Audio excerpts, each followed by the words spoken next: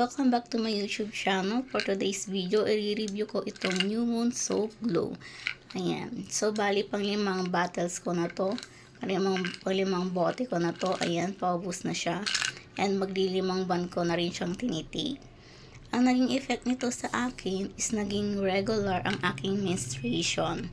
Yes po, nakaka-regular din po ito ng menstruation. Bukod dun sa product nila na kulay pink, nakaka-regular din po ito ng menstruation.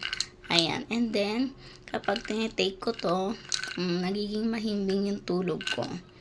Ayan.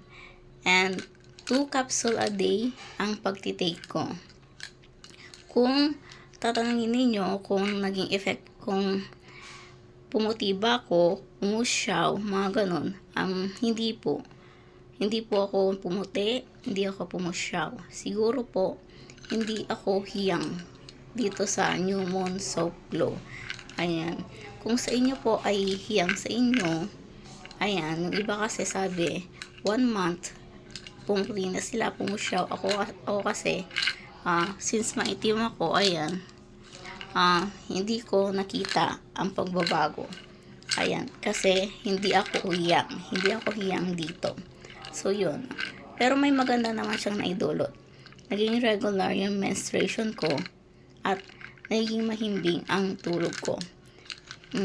Last bottle ko na to. Magtitake ako ng iba.